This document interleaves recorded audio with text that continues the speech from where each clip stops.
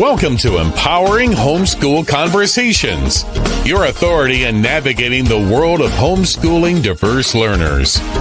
Featuring Peggy Ployhar from SPED Homeschool, Annie Yorty from AnnieYorty.com, Leilani Melendez from Living with Eve, Stephanie Buckwalter from eLARP Learning, and Dawn Jackson from Dawn Jackson Educational Consulting and Tutoring.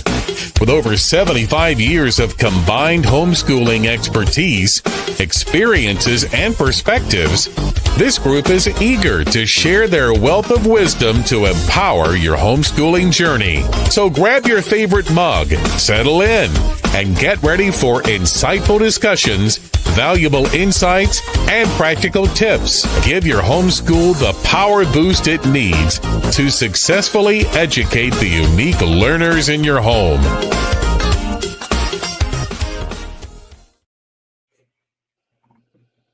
Welcome to Empowering Homeschool Conversations. I'm Peggy Ployhar, your host, and today we're tackling a subject so many homeschooling parents can relate to, feeling overstimulated, overwhelmed, and unsure of how to model calm when life at home gets anything but peaceful. Our guest today is Whitney Whitten, a mom of 4 and a pediatric occupational therapist turned mom coach. With extensive training in sensory processing and special needs, Whitney initially used her expertise to support her children, but she quickly realized that as a highly sensitive mom, she needed those same tools for herself. Now she helps other overwhelmed and overstimulated moms find balance, reclaim their energy, and enjoy the freedom of homeschooling. Through her coaching and resources, Whitney empowers moms to build authentic connections with their kids while managing the demands of motherhood with more ease and confidence. Whitney, welcome to the show. Hey, Peggy. I'm so happy to be here. Thank you. Absolutely. We're going to be talking about managing parent overload and modeling calm at home. And I'm super excited about that. When I started my homeschooling journey, I had the biggest anger issue. And I thought, okay, somebody's going to die here before we finish our homeschooling years. And it really was, it's just a process that you have to go through self-discovery as a parent. And I love that that's part of your story, because we forget that it's not just our children who are learning at home, but it's us. And we have to model that. We have to be the one to initiate the change, because we can talk a lot about things, but if we aren't showing it, it's not happening. So I love Absolutely. that. Yeah. So yeah, I think that is so true, because that's actually, it was a big realization for me, Peggy, because things really came to the forefront when I felt like I had to make a decision to either continue homeschooling or stop. And then I realized that unless I figured out what was going on with myself, it wasn't really homeschooling that was the problem. Motherhood, you can't stop being a parent, right? So right. as we homeschool our children, if we can figure out these things, homeschooling is really a place that can be a rapid growth area for us as moms if we lean into the growth opportunity. Otherwise, it could either make or break us, right? Absolutely. Yes. Yeah, it is really true. And I think we just feel like there's just got to be some solution out there, not in here, out there, that's going to fix this.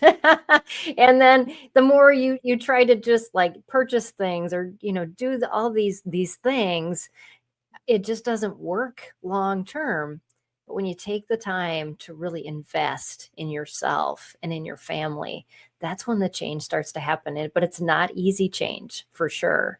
Can you tell us a little bit about your journey in that discovery yourself? Because I love that that's part of your story, and I'm sure there's kind of a story that goes with that. Yeah. I like most areas of growth in life, it happened a little bit at a time. Particularly, I started realizing that I needed to start looking inward, as you said, instead of outward.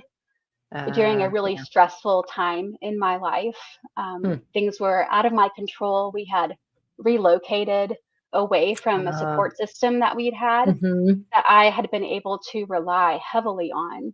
And so we moved, and I had 5 children, which would be 4 children in 5.5 years. So they're all very close in Wow. age, right? Yes. Uh-huh. And at the time, we did not understand what was going on with one of my children and the kind of support that she needed. And Mhm. it was during COVID. So it was Oh, all of these, wow. just Yeah. a whirlwind, where things were really spiraling out of control in a lot of ways. Yeah. Um, and I've tried several different things to support my children through that, because a big part of our story was the effects of extensive sleepless nights with my children. Oh, wow. Mhm. So going to seek outside help for my children, what's going on, how can I support them through this? And I finally went to see a practitioner for myself, and she was listing off all of these things medically that were going on with me, adrenal fatigue, all of these things. And I Yeah. said, "But why?" And she said, "Well, sweetheart, how could you not be stressed out?" And I realized I had not Mm. taken time to step back and really assess the state of my situation. Right. Mhm. That moment, I really just slowly started turning inward and remembering things about myself, I guess, throughout my life. Yeah. And that, somehow when we become mothers, we think that there's going to be this switch that flips, and we are suddenly, Right. at 5 o'clock in the morning, and we're happy, and suddenly we have figured out time management and all of these other things. And well, Right. part of me was like, I thought that I must have suddenly outgrown any of my sensory sensitivities that I had always had.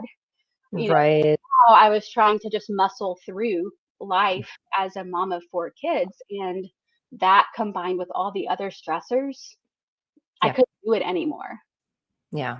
Yeah, you hit that breaking point and the adrenal failure, yeah, I've been through it all too, and it's you aren't the superwoman you think you are.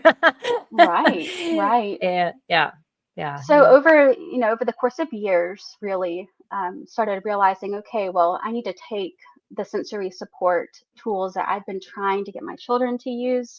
I'm really the one that needs those, and I'm really the one that needs to be able to model the things that I'm trying to teach my children through, all these curricula that not only do we get bombarded with as homeschool mothers, but also as an right. occupational therapist, right? I have all of this other Mhm. knowledge that, again, I'm going to be super mom because I know all this stuff, right? I know all these tools, Right. Mhm. but you know, I was just a mess, and I needed to figure out how to model it through my life. Yeah. Absolutely. Yeah. So parents thinking, listening to this, they're like, how do I determine if that's where I'm at? Are there some common things that, because I know, like when I've struggled with things in the past, you see those lists and then you go, oh, no, no, that's not me. I want you to be like real, like if this is going on, this is what you're dealing with more so, because I think we need a wake up call, just like both of us had. It's like, oh, this is an issue. It isn't just somebody else or, for those people out there, but what can people be looking for in their own lives that are kind of indicators that you might be overloaded and you might be experiencing something more that needs to be dealt with? So let's think about it kind of like a pyramid or maybe an iceberg. That sounds a little more Okay. like if we're the Titanic rocking along, we're going to hit it, right? Yeah. The tip of that iceberg that so many of us see is mom rage. Mm, We see moments where we do things or we say things that we're not proud of, that we know right. in another situation we wouldn't do that. That Right. probably gets the most attention because Yeah. of the mom guilt that comes along with that. Absolutely. Uh, but there's also another side where sometimes if we are in sensory overload or shutdown, it can look like more or less apathy, just having difficulty Yes. getting going, Mm, initiating tasks. It can look like having a hard time really engaging with our children in a meaningful way, even though we're there. So it yes. can really go either way. And the second way just doesn't really get as much attention. But what draws us to homeschooling so many times is wanting that connection piece with our kids.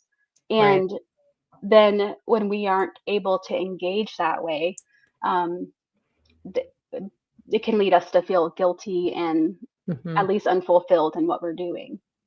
Yeah, so true. And I'm sure that depends a little bit on personality type, as to which route you tend to Yes. gravitate toward more. Yes. You can But explode or yeah, implode, right? right.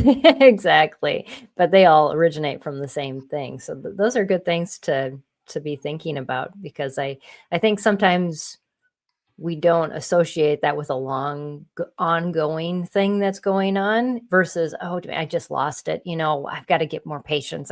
That's what I've heard parents, tell me Hmm. so much. And when you get down to the root of it, no, it really is. You've got a bigger issue that's underneath that's causing that Right. to crop up. And I love that iceberg analogy Or because, kind of, yeah, I'm a very visual thinker. If you think of it like a mug, all throughout the day, we could be adding these things, and over time it's starting to fill up. And what we notice is the overflow, right?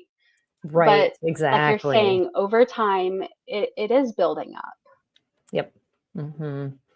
Yeah. So there's lots of things in our house that can lead to this overwhelm, like sensory issues or other things going on. What kinds of things are going into that cup that we need to be aware of and start regulating? Yeah.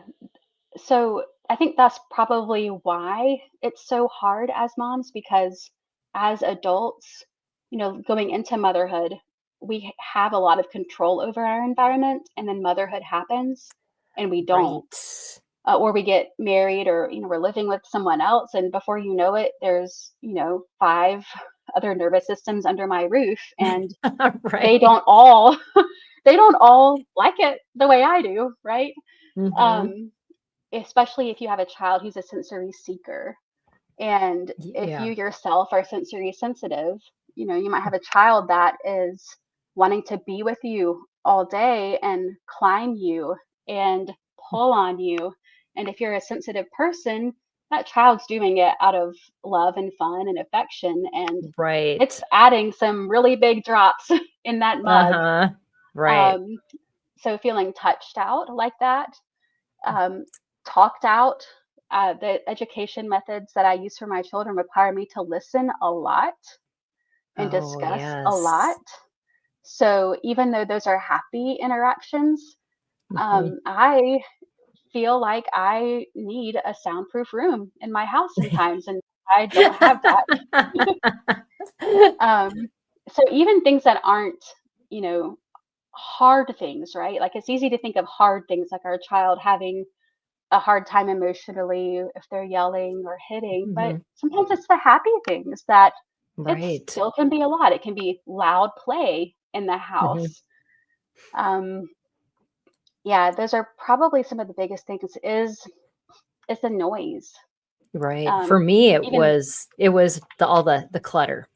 oh yeah, I have to have everything in its place, and when things were out of place, it just I felt like, yeah, dumps in my bucket because it was like, I can't control this. This is beyond, and it's just my anxiety just whoo and way up. the visual overstimulation that can come from that is Mhm. is a lot. And we want our children to be creative and play and build things and craft Right. things. And it does not take long. A lot of those projects can't be taken out and put away. It just stays out. And yeah, we have to figure out how to support our needs and Mhm. accommodate for other people as well. So that's really where Yes. being able to control the environment has its Mhm. limitations, I It suppose. does. So Absolutely. I think that having a safe place, I'm here in my bedroom, and in a smaller house like ours, that is my only safe place. Mm. As far as when I'm starting to feel really overwhelmed and overstimulated, I know specifically what I can come and do in here for just a few minutes. Um, and at least there is a space where I can feel and regain that calm for myself. Yeah. Well, and it's so empowering to know that that's what you're doing too, instead of just like retreating and then feeling guilty because you retreated Yeah, and ran away from it. But it's not really you ran away from it. You were trying to reset, everything exactly. inside that was feeling so disordered. And then going back to, with a more calm understanding back into the chaos. And that is how we model it for our children, is in that moment being able to understand a language that makes sense for them and Oh, communicate yes. what's going on, and that we're meeting our needs, and here's what we're going to do. It doesn't have to be, a long drawn out conversation, but if it's Mhm. language that I've practiced in calm moments with my children, then it's just a normal part of life. And Yep. then my child is also able, when they feel the same way, to do the same thing, because I've got both extremes in my house. I have kids who are seekers, I have kids that are avoiders, and we're with each other at the ages they are Right. most day, every day. So they need to be able Yeah. to understand their needs and how they can communicate and meet that. Absolutely. Yeah. I know for me, one strategy that I used was because the clutter was the biggest thing, probably for me, was that my kids could close their doors and I wouldn't have to look in their rooms. Mm. And also, I got lots of big cupboards that things could just be shoved in. I didn't care what it Yeah, looked like as long as they were shut. I didn't see it. close it. That's right. And so I just got to peace that whatever I didn't see was out of sight, out of mind. And so I'm sure there's other strategies for parents, based on other types of things that would avoid them. Do you have some top ones to share? Yeah. One of my favorites is just to consider where we're sitting in the room. Oh, Again, out of sight, out of mind. Back to the mhm. visual piece. There are times when I want to be sitting at the table with my kids and I want to be facing the wall. Yeah. Because we school at our dining room table, Yep. and it's one large room. And if I'm sitting the other way, I can see the living room and what has blown up in there Oh, yes. while we are doing math. Before that has And destroyed your front room. Yeah. yeah, yeah. But it is so much, I can focus so much better and not feel that rising thermometer of Yeah. overstimulation if I just don't see it. But on the other hand, if it's the auditory piece, if I'm starting to feel really overwhelmed by the noise, um, I like the back, I like my back to the wall, because then I'm not getting the sound all the way around me. Oh, Um, wow. Hmm. it's much easier than dealing with surround sound, because we don't realize that Right. the importance of the auditory system and monitoring our environment all around us. It's the sensory system that helps us be able to do that. And whether we realize it or not, it's doing it. So Yeah. if we can take some of the load off of it that way, then that helps, because I use these a lot during the day to give myself a break. But Yeah. I can't do that again during times when I'm teaching math at the table, or whatever the situation is. So Right. considering your own placement in the situation like that can be really helpful. Also, and back to placement, thinking about if I'm doing a read aloud and I'm sitting with my kids, there are days when I don't want to be snuggly. So guess Uh-huh. where I sit? I sit in my chair where only one of me can fit. Now I might have a child that still wants to climb in my lap, but I can respectfully ask for space. That's Mhm. different than sitting in the middle of the couch. Sitting in the middle of the couch is Right. inviting, again, more of that contact. And I just kind Mhm. of have to check in with myself and see, okay, well, what am I feeling like? Mhm. Which would be better for me right now?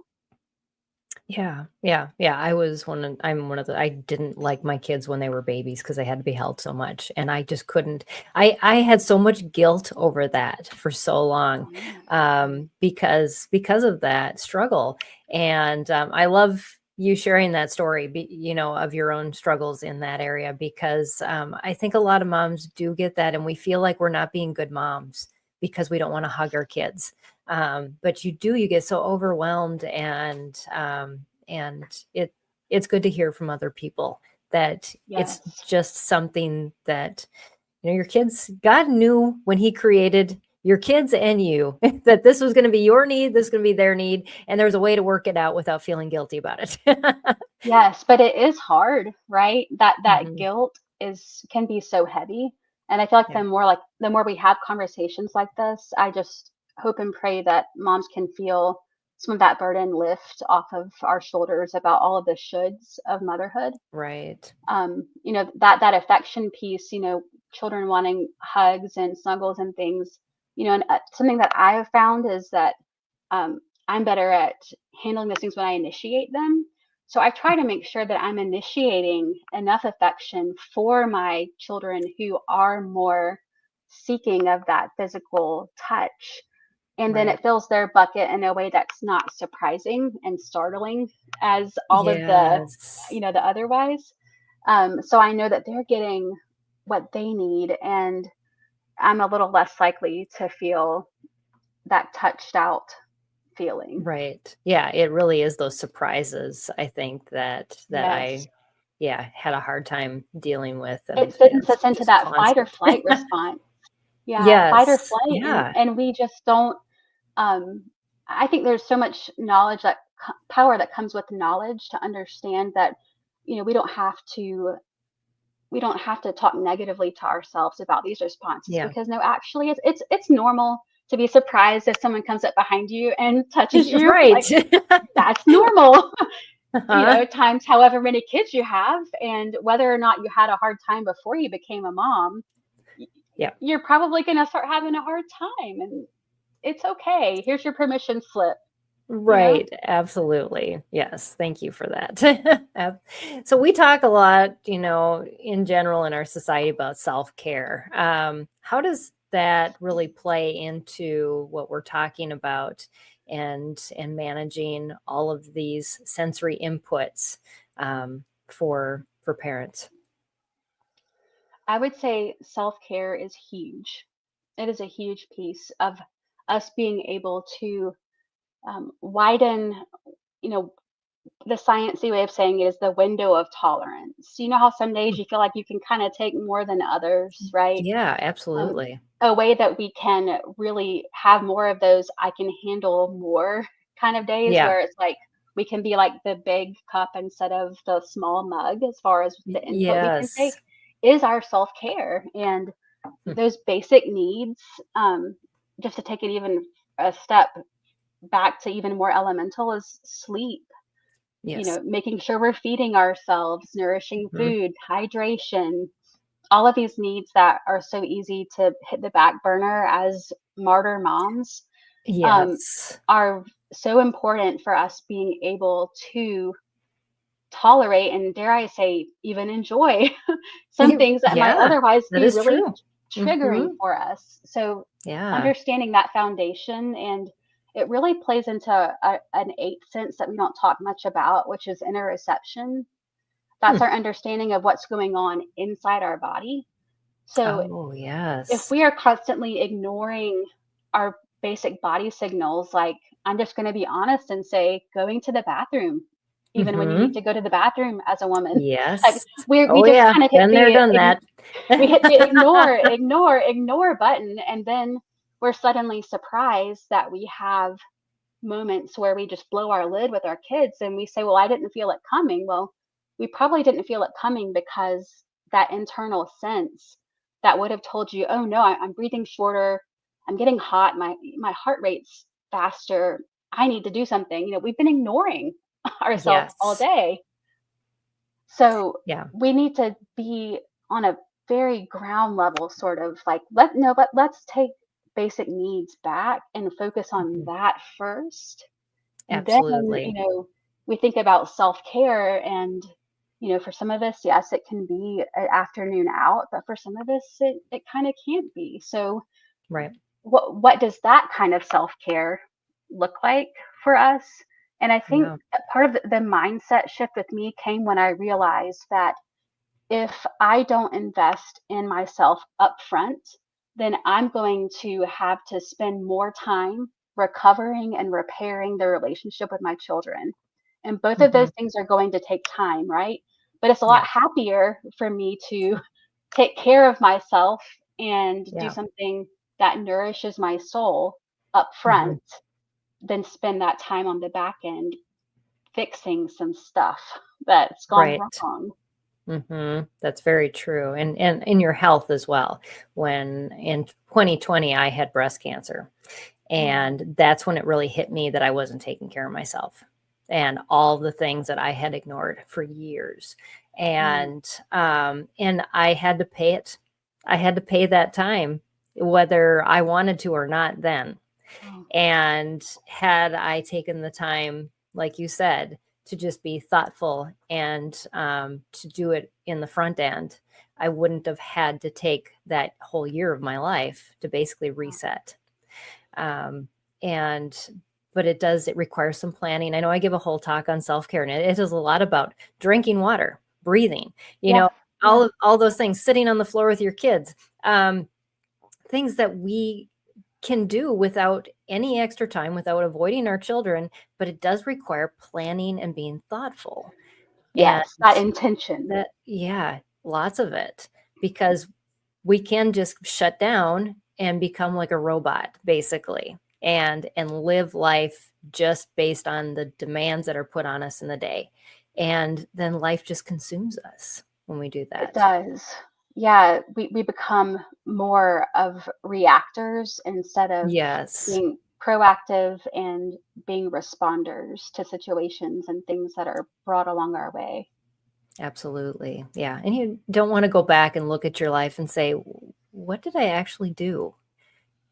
I wasn't intentional about anything. And all of these opportunities that were put in front of me, I missed because I was just busy trying to keep up. So, yeah. You had mentioned that your room is your retreat.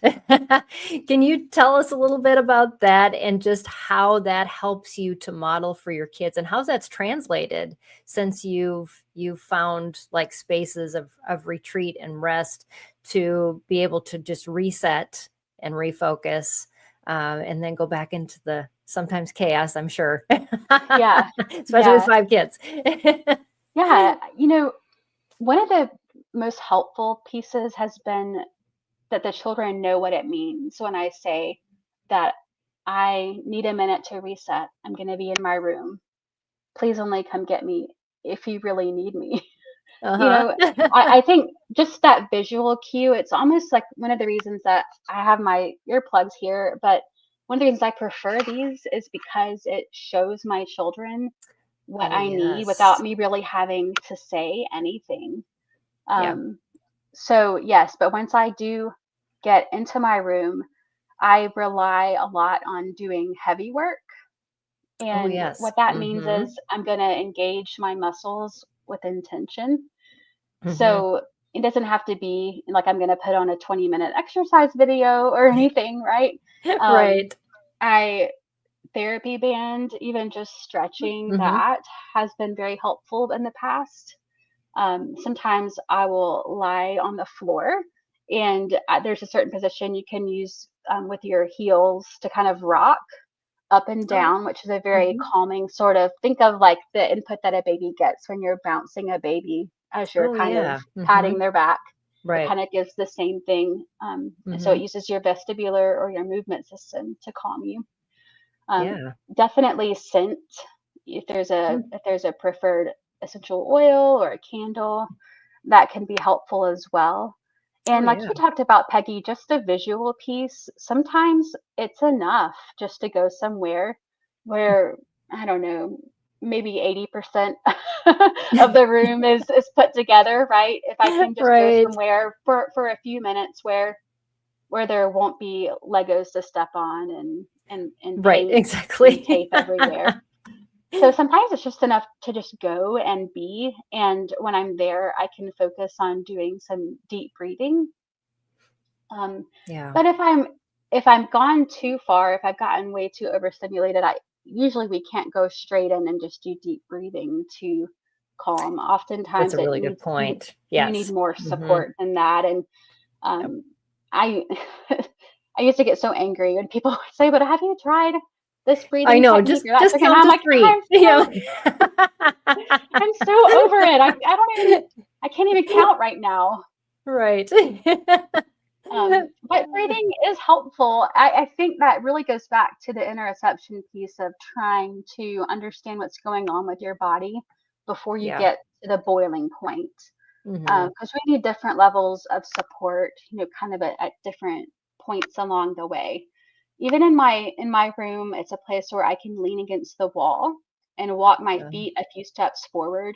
And that Hmm. leaning, the sensation of your back Oh, supported against the yes. wall can be Hmm. calming. And when I'm in that position, I might try some deep breathing or some alternate nostril breathing while I'm in Yeah. there. Binaural auditory input can be really calming. Um, it could be as simple as finding some on Amazon or YouTube. It doesn't have to be anything Hmm. particularly therapeutic per se, but the kind of sound waves that it is are Yep. very calming. Hmm. Um, so I think it's important to have thought through those things ahead of time, because when we are getting pushed to that Absolutely. point, we're Yeah. not No, our there's prefrontal no thinking cortex about is it at not. that point. Yeah, Yes. yeah, yeah. Yeah. It's offline. So yeah, thinking through that thoughtfully ahead of time, and being willing to Yeah. try something new, right? Absolutely. Yes. Yeah. You don't know what is gonna kind of fill those senses or those voids. One person it's going to be maybe jumping on a trampoline, and for another person Yeah, it's going to be just sitting, maybe stretching, and kind of moving their body in different ways, or or just looking out the window or sitting outside and being in nature.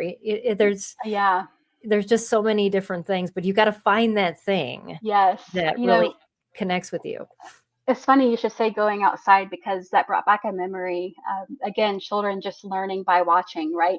Yeah. We live in a place now where I love to go outside, and the kids know what it means when I say I need to go down and feed the chickens. But I've already fed the chickens today, sort of thing. They know.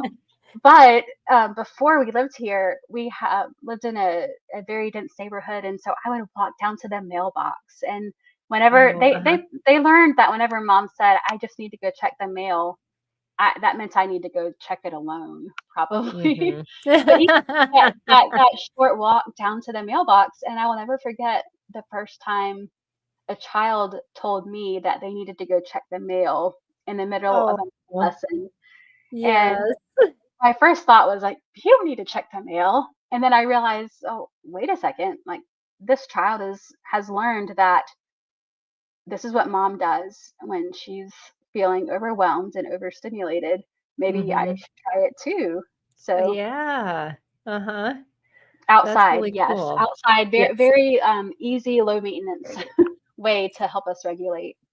Yes, absolutely. You got a dog? You can walk the dog. Yeah, yeah. That's my forced outing every morning, because he looks at me and goes, "Are we going?" Like, okay, time out from my schedule. I will take you for a walk. So Sometimes we need that push, though, don't we? we do, yes, because there's just so many demands, and they seem to just be like gnawing at us and going, "What about me? Are you not going to get to this today?" But the problem is the demands inside of us require the first attention, and we need to be, like we were talking about, intentional about that. Otherwise, we can get through our whole day and go, "Oh man, I didn't even think about any of that."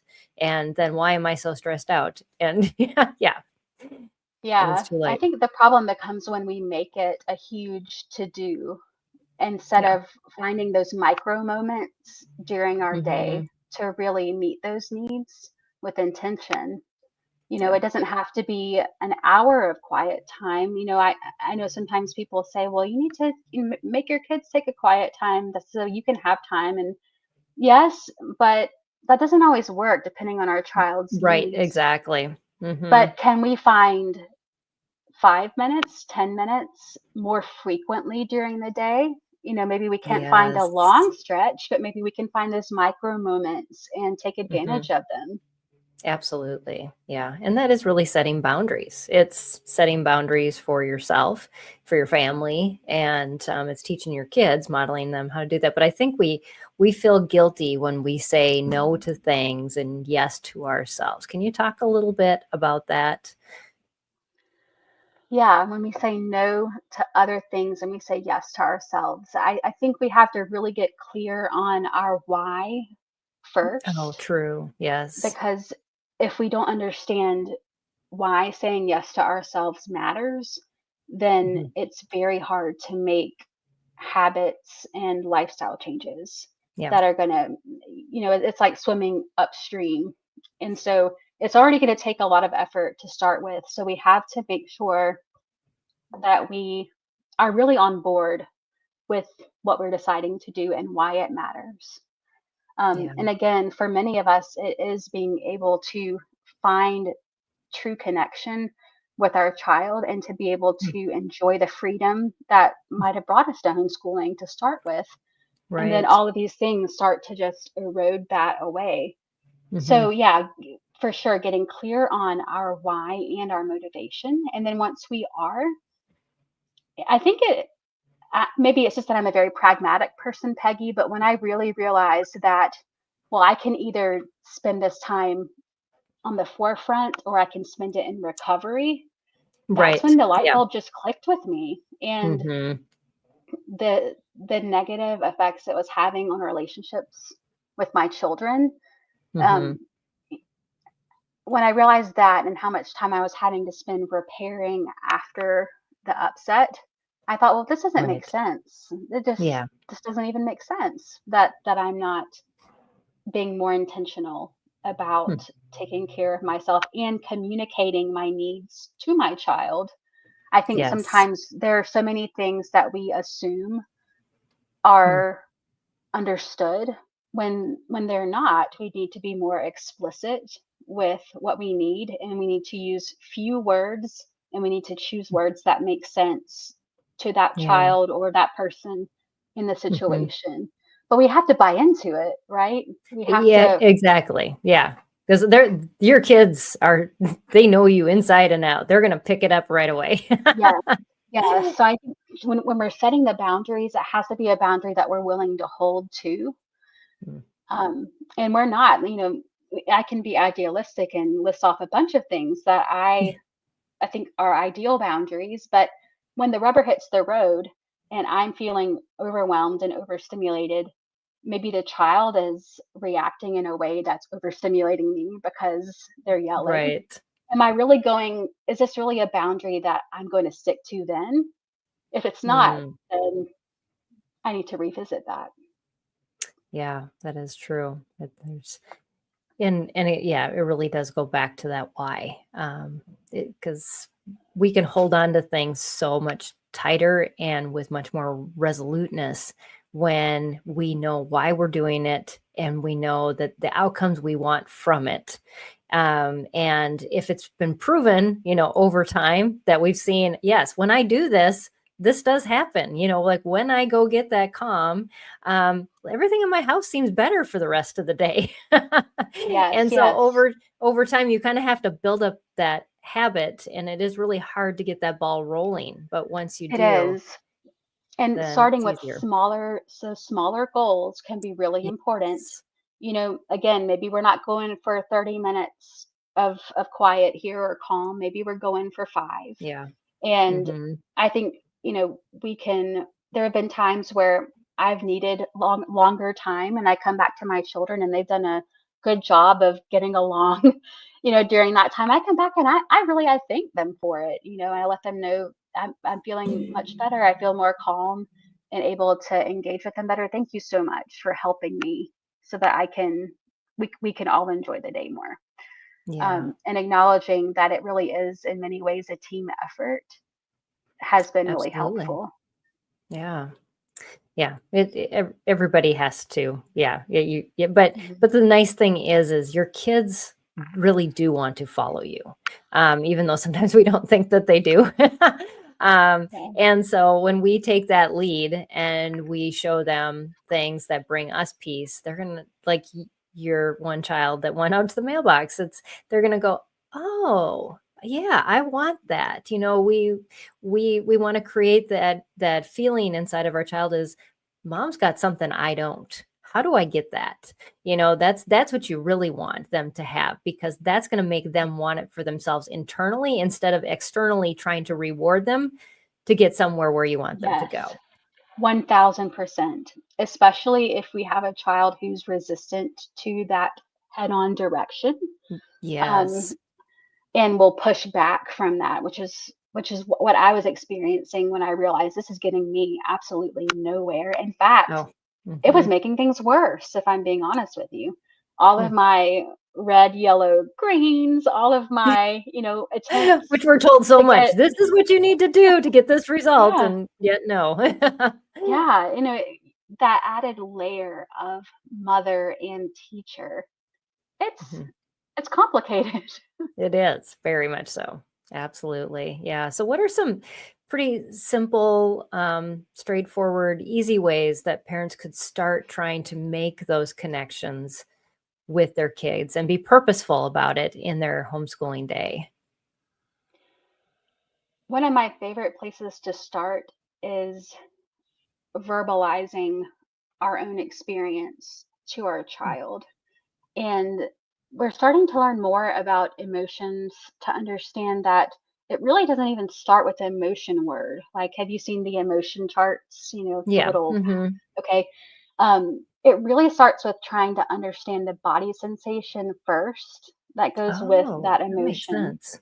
Mhm. So I've gotten a lot of pushback from my children by trying to label their emotions for them.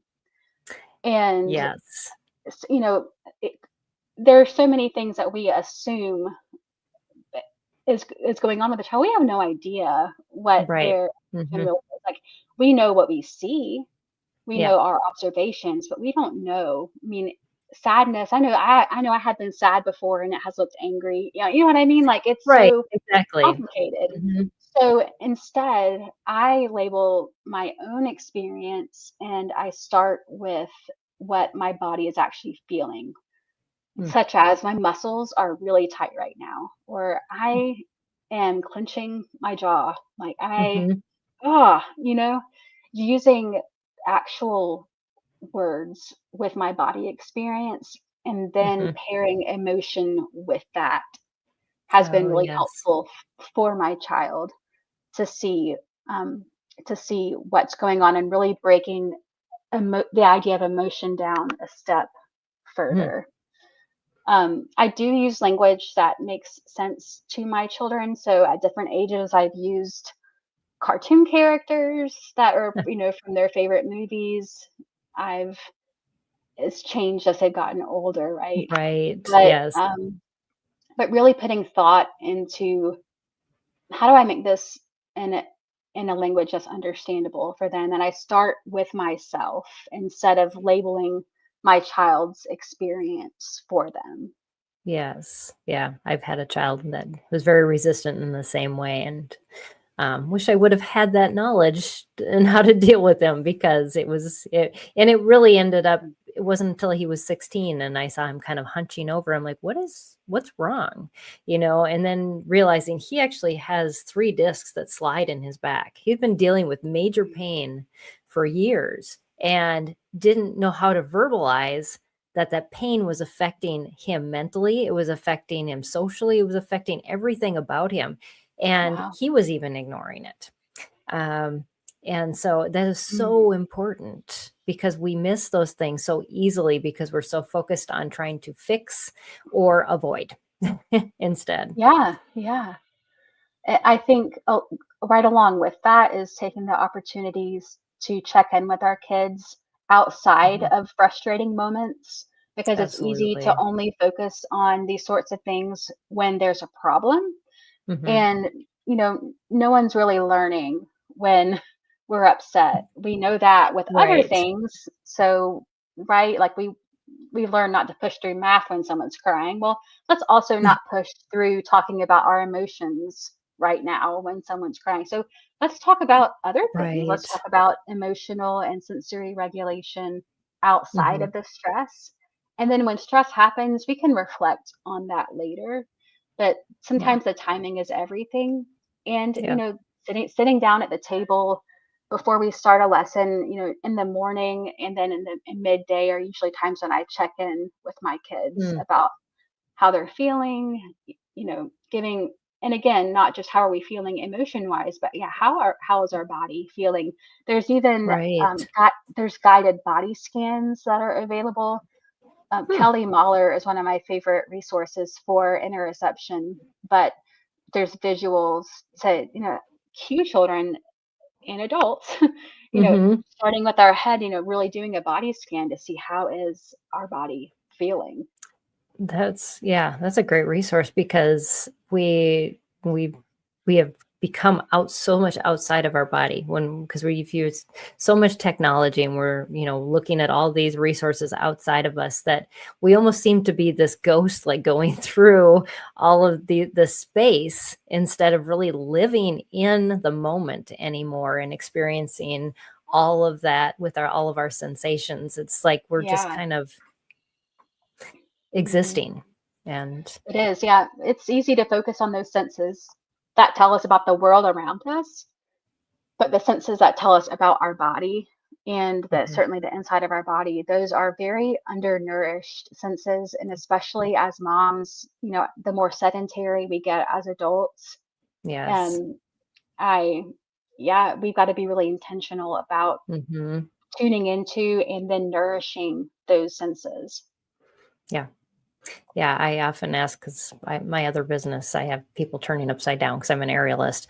And I'll ask women who come into my studio, so can you go upside down? Well, I don't know. And, and so, but they haven't like done anything other than sat in a chair for the longest time. And so even to just like lay on the floor, and turn, Yeah. it's like totally upsetting to their body and they Yeah. don't even know it until they do it. So, Yeah, even yeah. simple things, Peggy, I've talked with moms Mhm. about when we unload the dishwasher, don't unload it like how we Oh, would normally unload it, like actually invert your head, you right. know? That is, Um, yeah. Hmm. give your body a chance to have that sensation. Oftentimes it's very alerting, right? That Yeah. inversion Hmm. is. And so that can be really helpful when we're thinking about how we can kind of tweak our energy and alertness levels throughout the day. It's just a little Yes. change like that. Hmm. Yeah, it's amazing body position. It doesn't cost you anything. You can do it just sitting down or yeah, turning And upside you're down. gonna do it And anyway, and right? Like if right. Yeah, yeah. But it's been so long since most people have done things like that. I mean, when's the last time you stood on your head? So think about that. And your kids would think it is a blast that you're doing that. So, yeah, what a better yeah. way to connect with them than to get into their space and do something fun. So, And be yeah. playful. See, that's one of my Oh, favorite things yeah. is to think, okay, how can we engage our senses in a playful way that meets my child's sensory needs as well as mine? I'm all like you Right. said, we are stretched so thin as Mhm. parents and as homeschooling parents that yes, we can do these things, but figuring out how to get them all done together, right? Let's make the most use Right. of our time. Mhm. Um, that's where we really have to be intentional. Absolutely. Yes. And yeah, and it over time when you realize just how much play and all of those things are important to learning, you're not wasting time. You're actually making your time much more productive by adding those things in and teaching your kids by example, like the things that you've been sharing about Whitney is, I mean, these are invaluable things. All my kids are adults now. And the things that I loved that I taught them were not their reading, writing, and math. Those are the things I don't think about at all anymore. Yes, they all got the basics, but the fact that they can have relationships with other people, they can have conversations, that they can express their needs, and they can ask for help and they can help others, you know. And so there's just so many other things that were so much more important because that is what's really helping them through life more so than all of the things that they learned in books through the years. Absolutely. The EQ over IQ for sure. Mhm. Um, it's totally invaluable. Yeah. So I would love for you to share, and you share the one tool with us, other things you found helpful, and then where our listeners can find more about you and the services that you offer. Yeah, so some other tools that I have found that have been helpful are having headphones that I can find quiet even with my children. Yes. Um, and I know that the earplugs seem to kind of be gaining popularity, but if you can tolerate having that sensation of them in your ear, I Mm-hmm. can still participate with my children and be with them, and they can enjoy running all over the house, playing hide and seek and shrieking, Uh-huh. and I can be there and enjoy it without feeling like I'm gonna crawl out of my skin. Um, Right. it doesn't exclude me, and it doesn't make them feel like they aren't heard. It includes me in what's going Right. on. Mm-hmm.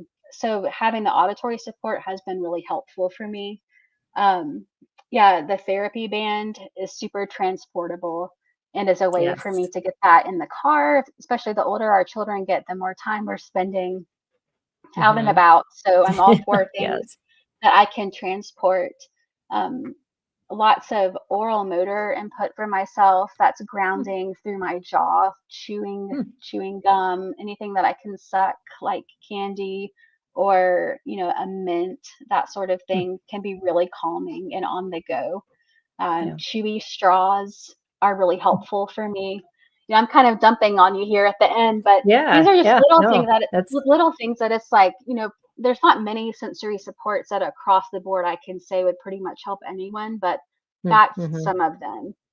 Yeah. Um, No, for that's those good. moments that I just get really, really overstimulated and I'm done, Mm-hmm. cold can really help me regulate that. Oh, And yeah. so I have a few different ice tools that I keep in the freezer that Okay. Yeah. if I'm not somewhere where I can just like splash cold water on my face, then Mm-hmm. I can Yep. grab something like that and really, work on the front of my face and Mm-hmm. just regulate that way. So those are some kind of, handy tools that I probably use pretty regularly. And I wouldn't ignore the benefit of weighted blankets for adults as well as children. Yes. I know we Uh-huh. use that a lot for our kiddos, but if you don't have a weighted blanket, speaking of being playful, something that my kids have loved doing is piling pillows and blankets on top of me.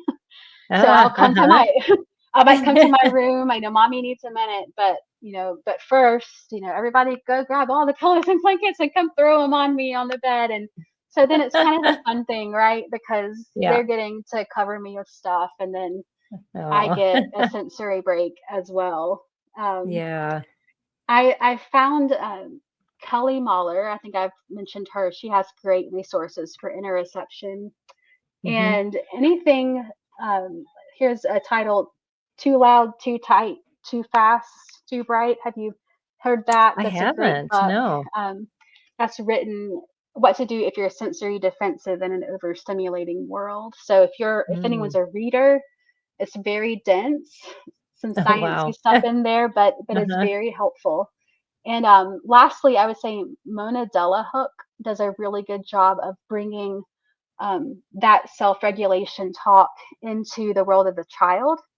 And she also Ah, does talk as well about the parental piece and the importance of the parental self-regulation in that relationship. So mm, she does a great job of taking the sciencey talk and bringing it down to everybody's language and how it that's applies to that awesome. parent-child relationship. So, Absolutely. and of course, more people need to talk about this, and so that's what I do. Yeah. I Yeah. I coach moms and I coach one-on-one because so much of this is habit change that we're talking about. Yeah. It's not going to Really. happen Mm-hmm. overnight, and it is much easier when it takes place in the course of a relationship with someone.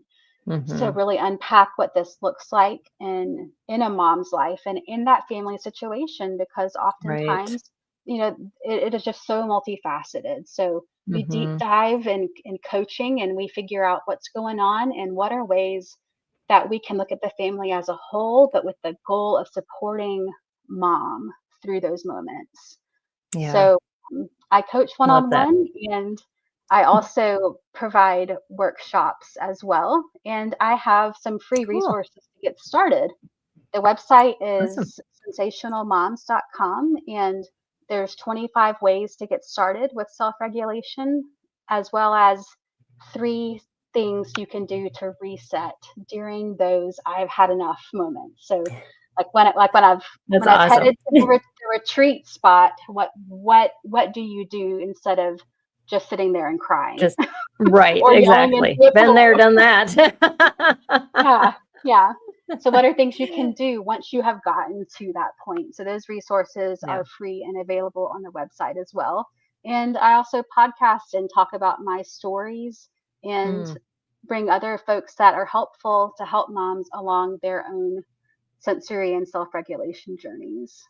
Oh, that's really cool. And again, that's sensationalmoms.com. We'll have those links for you in the show notes so that you can refer back to them. Just not even figure out how to spell them and just click on them. we'll get that Great. figured out Thanks, for you. Peggy. So, Thank you. yeah, well, thank you so much, Whitney. This has been such a good it's a conversation that's well overdue on this show.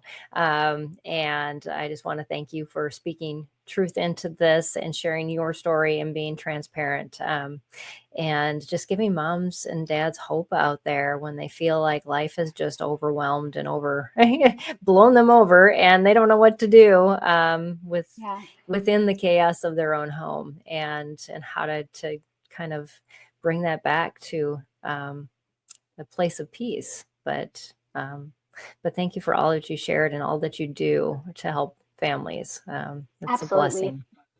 Thank you, Peggy. Yeah. I've really enjoyed it. I'm just doing what I wish I had, right? That's so many of our stories. Yes, absolutely. That's mine too. So, yeah.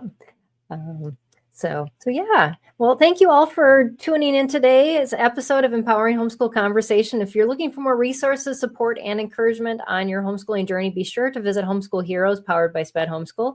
At Homeschool Heroes, you'll find free downloads, a supportive community of parents, homeschool-friendly providers, and expert consultants ready to help you teach your child with confidence. Plus, explore our tools, products, and services designed to simplify your homeschooling efforts, all from a trusted nonprofit that understands the unique challenges of homeschooling children with learning differences.